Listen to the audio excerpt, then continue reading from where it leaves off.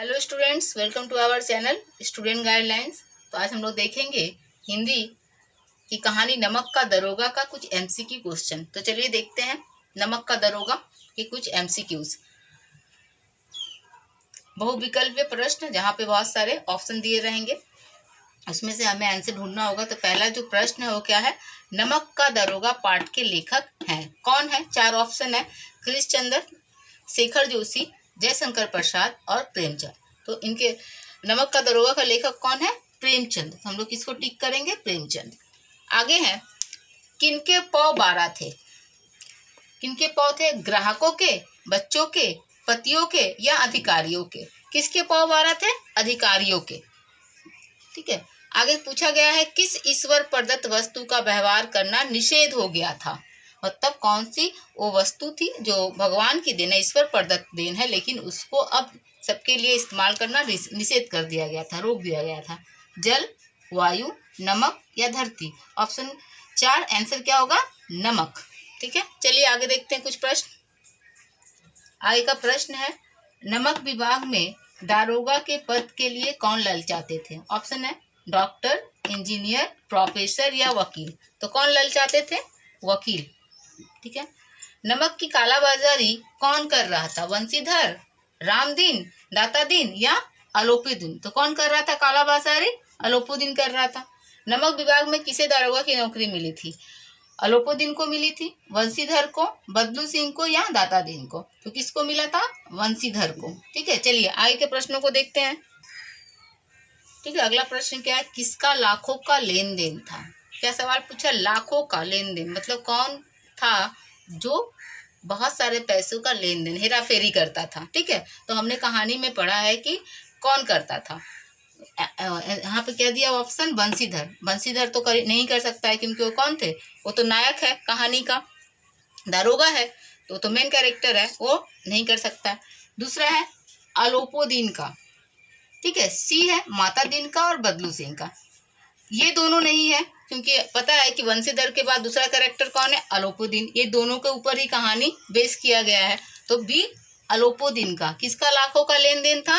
अलोपीदीन का। ठीक है, तो सबसे ज्यादा यही लाखों का लेन देन करता था। ये तो उस वक्त क्या था? बहुत पैसे वाला वहां के जमींदार थे।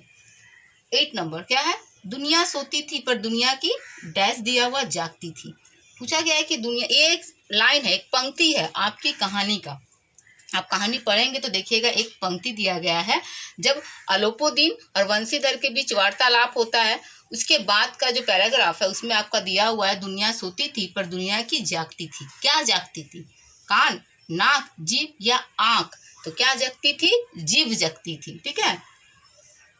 अलोपीदीन को दरोगा को किस बल पर खरीद लेने का विश्वास था?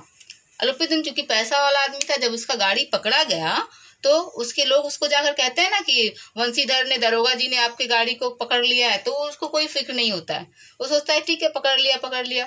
तो वो पूछता है कि आपको क्या लगता है? तो बोला, उसको क्या विश्वास था? क्यों उसको ऐसा लगता था कि कुछ नहीं होगा उसको? क्योंकि उसको विश्वास था कि पैसे के बल पे, रिश्वत के बल पे वह दरोगा को खरीद सकता है।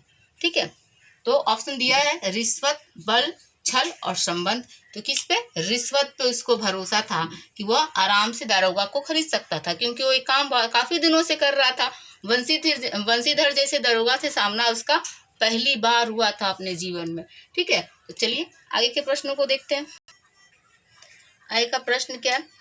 10 नंबर, न्याय और नीति सब लक्ष्मी के खिलौने हैं। ये कथन किसका है? यह किसका कथन है?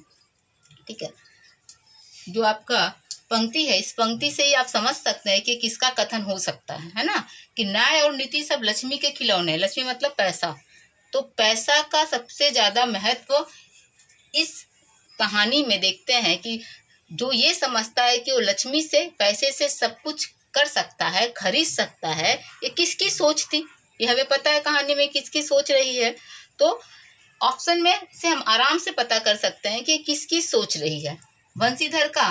बिल्कुल नहीं, है ना। अलोपीदीन का? हाँ या ना? आप सोचिए, आगे देखिए। बदलू सिंह का? वंशीधर के पिता का। ठीक है, तो आंसर क्या होगा? अलोपीदीन का। बिल्कुल आप लोगों ने सही सोचा, अलोपी दिन का, ये उनकी सोच है। अगला सवाल था है 40,000 नहीं, 40 लाख पर भी नहीं। यह कथन किसका है? यह कथन अपने आप में अपनी पहचान बताता है कि ये कथन किसका हो सकता है, क्योंकि ये कथन बताता है कि सामने वाला जिसने भी ये कथन कहा है वो किसी भी कीमत पे बिकने को तैयार नहीं है। तो इस कहानी में कौन वो पात्र है जो किसी भी कीमत पर अपने स्वाभिमान को, अपनी ईमानदारी को नहीं बेचना चाहता है? कौन है वो? वंशीधर, वंशीधर के पिता, अलोपीदीन या मैजिस्ट्रेट का? तो किसका है? वंशीधर का, क्योंकि ये दोनों कैरेक्टर नहीं है। वंशीधर के पिता का क्या सोच है ये हमने कहानी में देखा है। वंशीधर के पिता क्या कहते हैं वंशीधर को कि आप रिश्वत लीजिए, क्योंकि जो वेतन है वो कहाँ से आता है? वो इंसान को उसके इंसान के द्वारा दी जाता है, लेकिन जो रिश्वत होता है वह भगवान के द्वारा दी जाती है। किसकी सोच है? ये वंशीधर के पिता की सोच है। और अब अलोपीदीन का सोच हमें पता ही है कैसी है। तो चलिए अगला प्रश्न देखते हैं। अलोपीदीन क्या देखकर मूर्छित हो गया? हाँ, ये सवाल क्या है, क्या देखकर मूर्छित हो गया? अब तक जिसे वो इतना सारा पैसे पे इतना विश्वास था कि कुछ भी खरीद सकता है, वो आखिर क्या देखकर मूर्छित हो गया? तो क्या देख के? हथकड़ियां, पुलिस, डाकू या लठैत? पुलिस से नहीं, बिल्कुल भी नहीं। डाकू का और लठैत का तो यहाँ पे विवरण नहीं है आपकी कहानी में। तो ऑप्शन क्या है? हथकड़ियां देख के। हथकड़ियां देख के मूर्छित हो जाता है। क्यों मूर्छित हो जाता है? क्योंकि उसको लगता है कि अगर वो पकड़ा जाएगा और वो अरेस्ट हो जाएगा तो दूसरे दिन क्या होगा, लोग उसके बारे में क्या सोचेंगे। वो हथकड़ी को देख के क्या क्यों मूर्छित होता है? रीजन क्या था? क्योंकि वो एक क्या था, जाना माना व्यक्ति था, विख्यात था, प्रसिद्ध व्यक्ति था।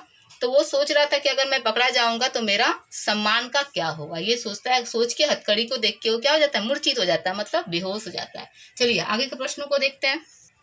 अगला प्रश्न क्या है? वंशीधर के पिता किसकी अगवानी करने दौड़े? किसके लिए दौड़े थे वंशीधर के पिता? जब वंशीधर को नौकरी से निकाल दिया जाता है, वो अपने पिता के पास आता है, उसके बाद उससे मिलने जब अलोपीदीन आता है तो वो अलोपीदीन के लिए उसके जो पिता है वो दौड़ के उसको अगवानी करने के लिए, अगवानी मतलब होता है वेलकम, स्वागत करने के लिए दौड़ के जाता है। ठीक है, तो ऑप्शन दिया किसके लिए आया, किसके लिए दौड़ा था वो? अलोपीदीन के लिए, वंशीधर के लिए, मैजिस्ट्रेट के लिए, मातादीन के लिए। तो आंसर क्या होगा? अलोपीदीन के लिए। प्रेमचंद का जन्म कब हुआ था? प्रेमचंद जी का जन्म हुआ, ऑप्शन दिया 1880 में, 1888 में, 1800 में, 1860 में। कितना में हुआ था? 1880 में। लमही गांव में इनका जन्म हुआ था। इनका निधन कब हुआ? प्रेमचंद्र जी का निधन कब हुआ? तो इनका निधन 1934 यानी 1934 ईस्वी में, 1935 में, 1936 में या 1932 में। तो कितना में हुआ था? महान जो हमारे लेखक रहे 1936 में इनका देहांत हो जाता है। तो उम्मीद करती हूँ कि आपको प्रश्नों के उत्तर समझ में आ गए। वीडियो को देखने के लिए धन्यवाद। बहुत जल्दी मुलाकात होगी अगले वीडियो में।